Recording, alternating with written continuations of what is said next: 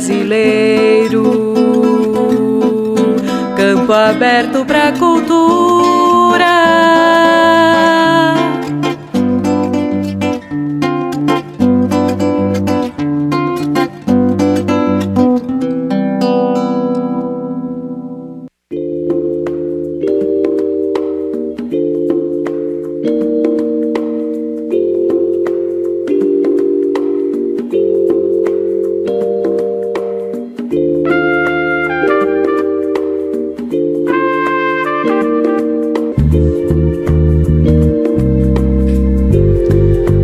Boa tarde, ouvintes! Obrigada pelo carinho da audiência de sempre. E se perdeu algum programa, acompanhe pela página do Facebook. É Campo Aberto para a Cultura. E começando aqui, sofro por ser poeta, não por ser pateta, mas pelas fragilidades da matéria, do espírito irrequieto que possuo, que não se contenta com a miséria de viver à toa. Por isso voa, sem medo das alturas e da provável queda, porque alma de poeta é folha que flutua. Folha é o nome desse poema de Gerson Luiz Boldrini, que é o nosso convidado de hoje. Boa tarde, Gerson. Boa tarde, Serli. Boa tarde aos ouvintes da Campo Aberto. Para mim é um prazer estar aqui. De antemão já quero parabenizar você por esse teu programa tão bonito, né? E tão intenso, e parabenizar também a Campo Aberto, né, por permitir que um programa dessa qualidade, né, com esse nível, esteja aí no ar para que as pessoas aqui, para que o nosso público aqui de Laranjeiras, né, e região, né, tenha acesso a todas essas questões da cultura que nem sempre são valorizadas. Então, meus parabéns a vocês e é um prazer estar aqui. Muito obrigada. E como você disse, acesso a ouvir os entrevistados que falam sobre cultura e acesso de participar do programa também, né? Porque tem tanta gente com talentos nessa região, né? Com certeza, né? A gente, durante a vida da gente, a gente vai convivendo com pessoas que têm tanto talento, né? Em todas as áreas. E muitas vezes, né, ficam relegados aí a segundo plano, não são valorizados, não são reconhecidos e tem tanto valor, né? Então é importante um programa que venha tentar resgatar isso. E nada é dissociado da cultura. Até porque o Gerson, né, te apresentando melhor, é o presidente do Conselho Municipal de Cultura, do qual eu também faço parte. Temos aí 46 membros do Conselho, né? Uma representação bem importante, uma mostra importante da cultura de Laranjeiras do Sul, dos bairros da região. E o Gerson é um engenheiro civil, né? Mas que ele dizia antes, ele é poeta antes de ser engenheiro, né? Se tem 40 e poucos anos já de estrada aí, escrevendo livros, com publicações muito importantes, com uma poesia madura, como é assim que eu percebo a tua poesia. Sempre que leio, me admiro com o quanto você não tem preconceito, não mensura palavras, você trabalha muito bem. Queria que você falasse um pouco do seu tipo de poesia, né? Eu percebo na tua poesia um pouco de haikai, às vezes, uns versos mais curtos, mas que não deixam por isso de transmitir, né, uma mensagem, aquela que você quer transmitir para o teu leitor. Eu acredito assim que cada um escreve de acordo com o seu estilo, com aquilo que traz dentro de si, né? Então a gente não pode ficar tentando escrever como os outros, tentando copiar os outros. Eu tenho o meu estilo próprio, na verdade nunca assim estudei muito, né, essa questão de poesia, de estilos e métrica, né? Essa coisa toda, você usa métrica? Não, eu nunca usei métrica nem nada. A minha poesia é livre, né? A minha poesia é livre, é o pensamento, é o jogo de imagens, né? É aquilo que você está sentindo, está vivendo, e é uma coisa que eu procuro falar e transmitir isso, né? Até em poucas palavras. Até nunca esqueço de uma professora, a Lígia, aqui de Laranjeiras, que está em Curitiba há muitos anos, e lá pelos idos de 1982, por aí, ela fez uma análise das minhas poesias naquela época, a época que ela trabalhava na prefeitura ainda, na época do Dr. Valmir, e ela elogiou minha poesia, meu trabalho, e ela falava assim, ó, você é um poeta de pouco fôlego, dizendo com isso que eu não precisava de ficar me prolongando muito nas coisas, né? Então eu, talvez por esse lado de engenheiro, que é mais assim... Prático, vai direto ao ponto. Vamos lá, vamos fazer o que tem que fazer e pronto, e poucas palavras está dito, né? Então eu não sei se eu levei isso também para a poesia, mas é claro que tem umas mais longas, né? Mas eu gosto muito dos haikais, gosto muito de poesias curtas, e em poucas palavras tentar resumir aquele sentimento, aquela ideia, né? E é assim que eu tenho feito. Mas você se inspira em algum poeta? Tem alguns assim que são do teu prazer, do teu gosto de leitura, por exemplo? Tem, com certeza eu tenho meus favoritos, né? Na verdade eu tenho 2 poetas que eu gosto muito, que é o Manuel de Barros, né? Manuel de Barros, que é um poeta que faleceu há pouco tempo, aqui do Mato Grosso, que ele tem umas poesias muito próximas do meu estilo, né? E eu descobri ele há pouco tempo, na verdade, né? E o Paulo Leminski? Paulo Leminski também, né? Com também certeza. Eu acho que se assemelha um pouco com o teu jeito de escrever. Então, como eu te falei, eu nunca fiquei lendo para tentar copiar. Então, o Paulo Leminski eu só ouvia falar muito dele. E recentemente que eu comprei uma coletânea da poesia dele, até foi ano passado, né? Que foi lançado. E aí eu comecei a ver, mas esse cara aqui... Se identificou.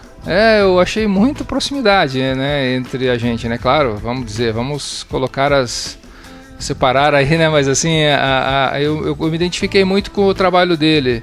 Ele escreve com uma tinta bastante forte. É verdade, ele é bem direto.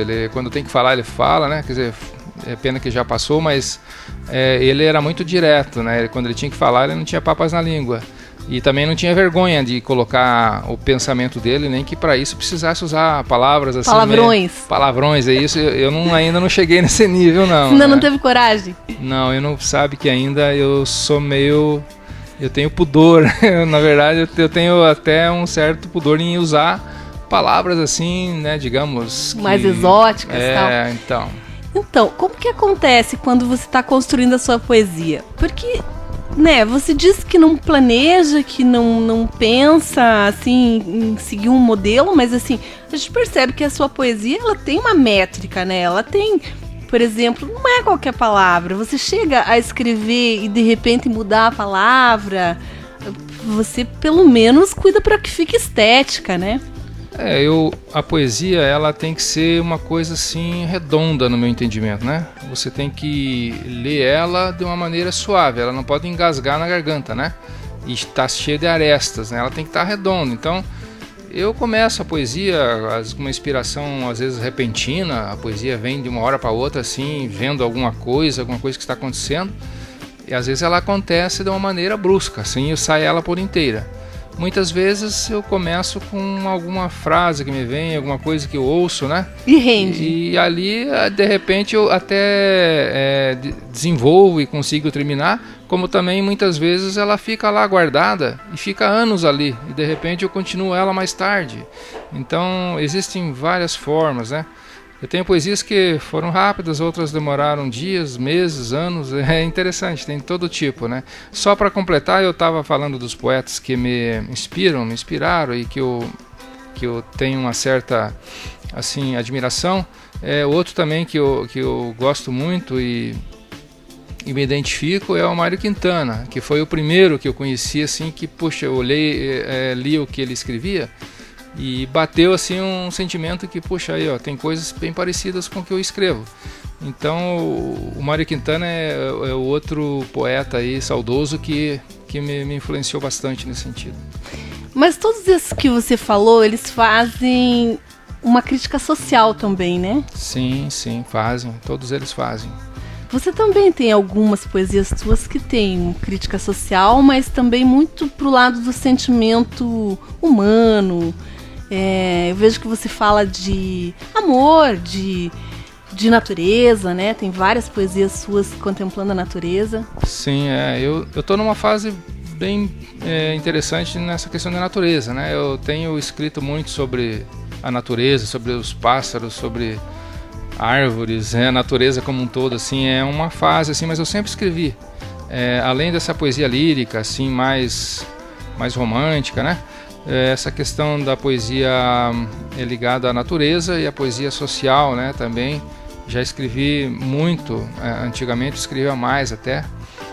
Essa questão da política também, do dia a dia, do sofrimento do povo, né? Do trabalhador. Isso aí a gente sempre teve esse lado também, né? E sempre escrevi com esses temas, né? Mas a poesia não pode fugir da realidade, né? Não pode, né? Então a gente não pode viver numa redoma de vidro aí, né? Isento e isolado do mundo.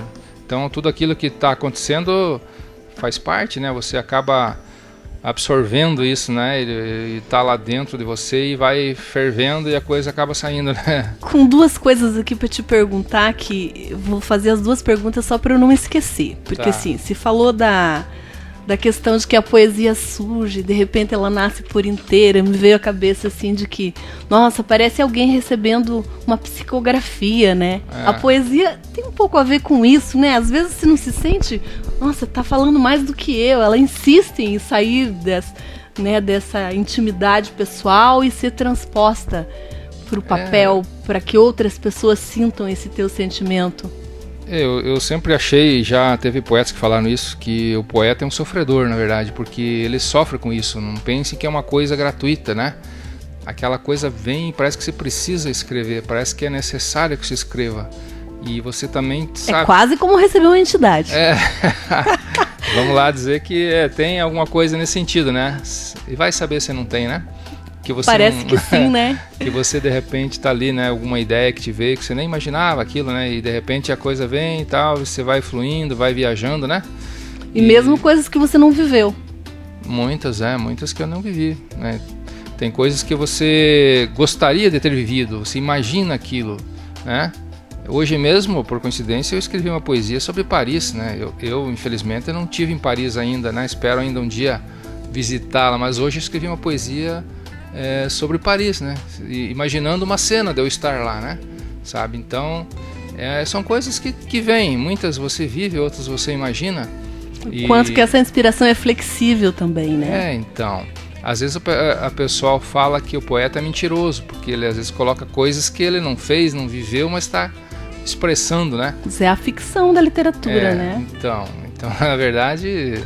O sentimento, ele é uma coisa que existe e é real, né? Você está ali, você está vivendo aquilo. Se você foi em determinado lugar ou não, né? Isso aí, você pode ter ido em pensamento, né? Então, acho que vale também, né?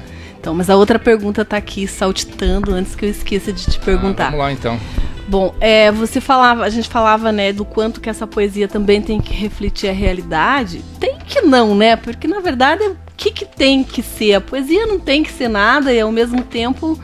se cumpre uma função social pela graciosidade que tem, pela fluência e a delícia que é ler uma boa poesia, né? Mas você dizia que, né, procura retratar a realidade. Então, falando assim do quanto em que contribui a poesia, né? Você sente que essa poesia dá uma contribuição?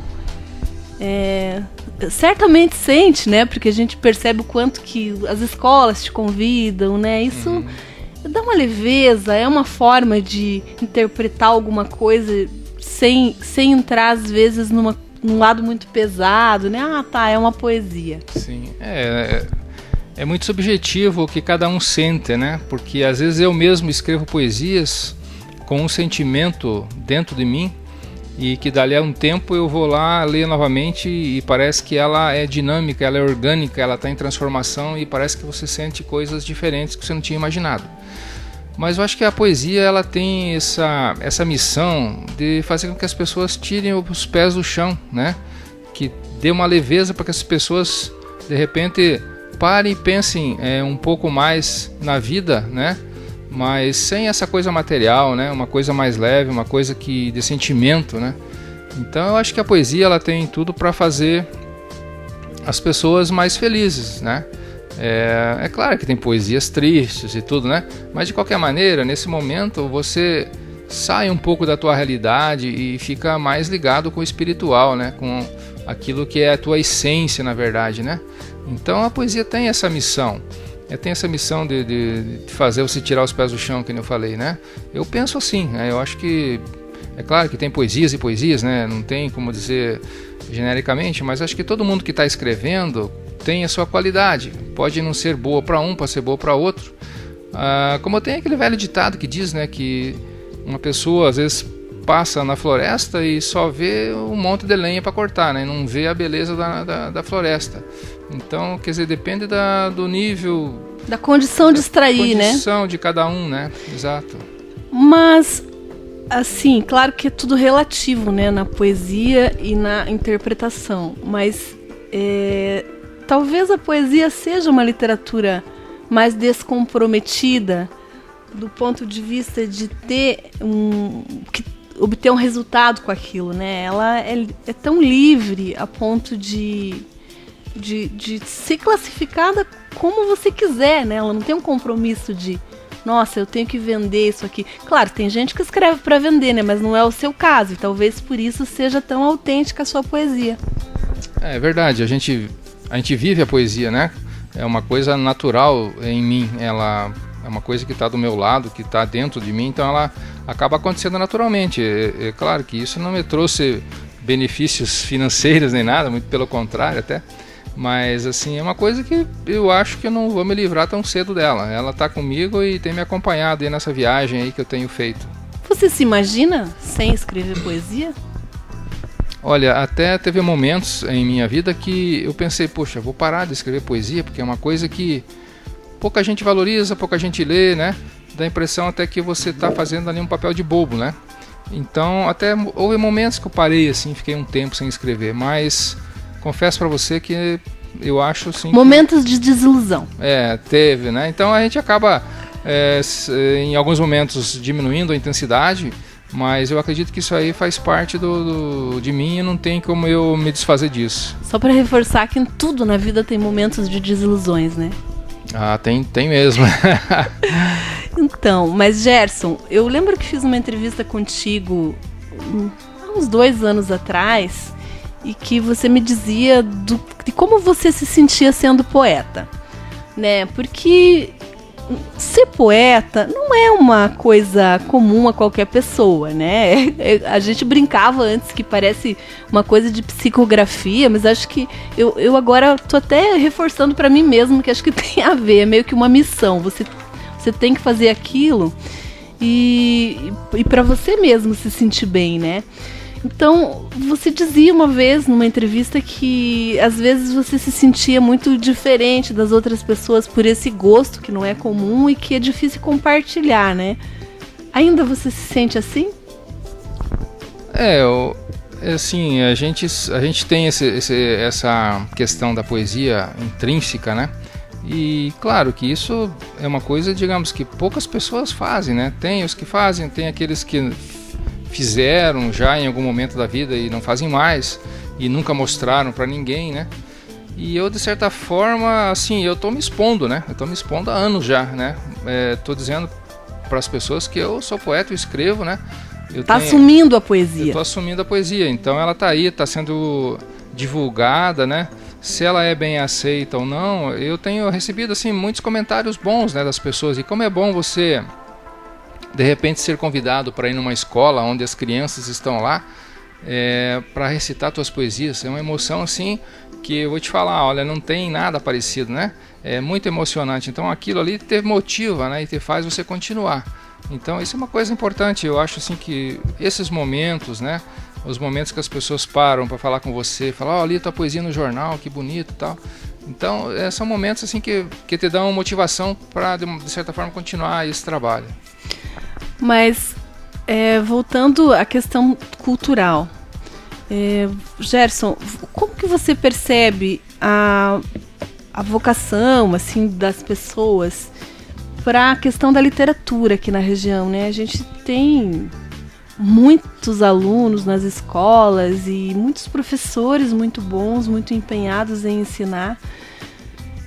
Você que tem uma vivência também em sala de aula, já foi professor e continua, né, participando de recitais de poesias nas escolas. Como que você sente? É algo distante ainda? É algo que está permeando mais a rotina das pessoas, a questão da leitura, da literatura, né? Seja poesia ou outro tipo de leitura mesmo? Olha, na verdade, sabe, eu acho ainda que essa questão de poesia, da leitura, ela ainda, sabe, ela está um pouco distante das pessoas ainda, principalmente hoje, né, dado a essa facilidade dos meios de comunicação, de internet, tudo muito rápido, muita informação, muitas facilidades. As pessoas, elas preferem coisas mais rápidas, né, e acabam não lendo muito, né. Eu acredito que haja muitas pessoas que leem, muitos estudantes que gostam de ler e que têm feito isso em alguns colégios, tem professores que estão se dedicando em fomentar essa questão da poesia, a questão da leitura, mas eu acho que a gente tem muito chão aí, muito espaço para trabalhar, para fazer com que isso aumente, né?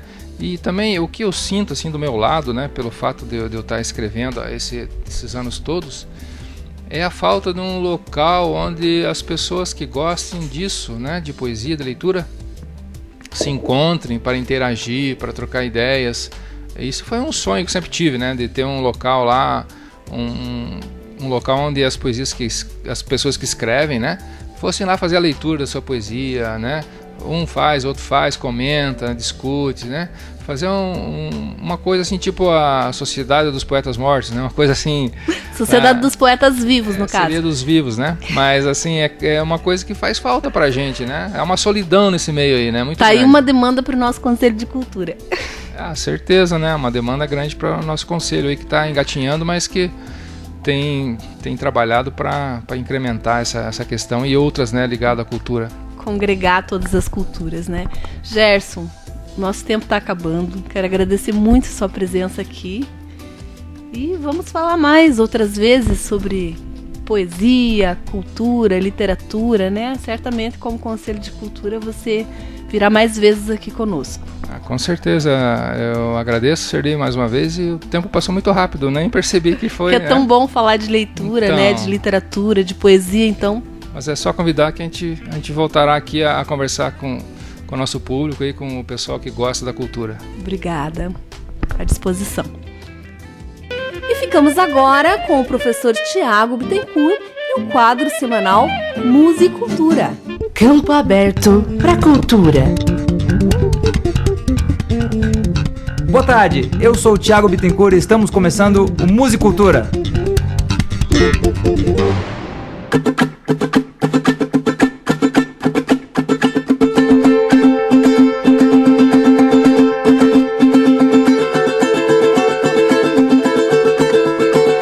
O ukulele é um instrumento de corda parecido com um cavaquinho, tem origem da Ilha da Madeira, no início do século XIX, e que foi popularizado quando os madeirenses emigraram para o Havaí para trabalhar no cultivo da cana-de-açúcar naquelas ilhas.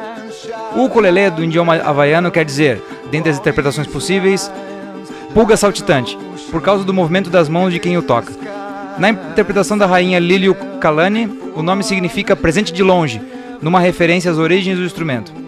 Além de ser utilizado na música tradicional havaiana, o ukulele foi bastante utilizado na música popular americana e amplamente utilizado no período pré-Segunda Guerra Mundial.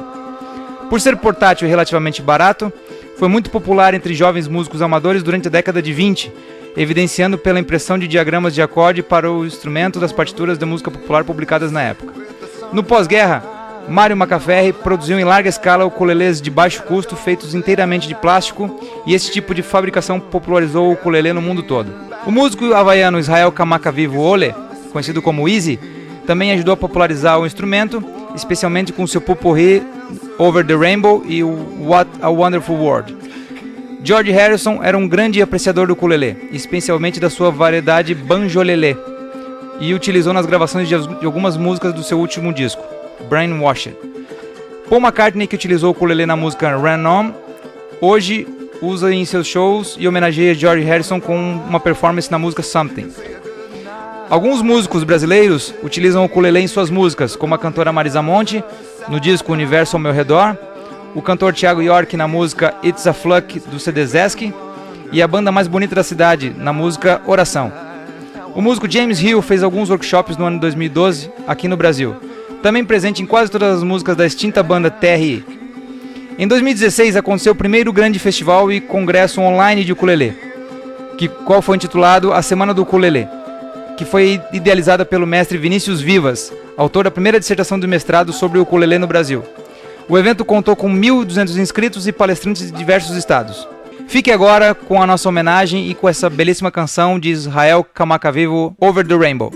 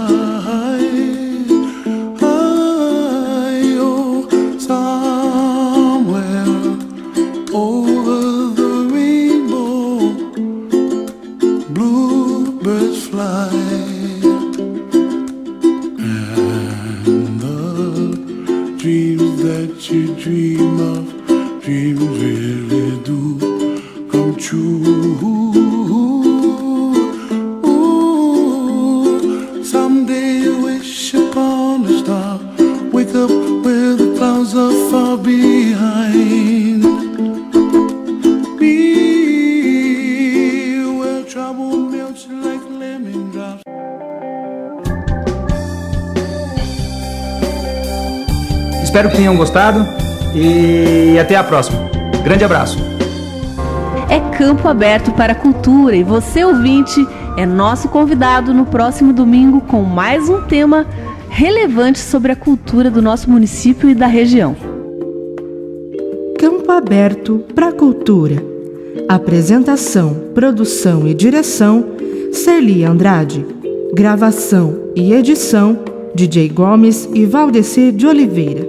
Apoio: Universidade Federal da Fronteira Sul, Rádio Campo Aberto, Iguaçu Antiguidades, Som de Davi, MW Produções e Restaurante Casa Nostra, que além da qualidade gastronômica, serve o chopp da colina, o melhor da região. Brasil, meu Brasil brasileiro, campo aberto pra cultura.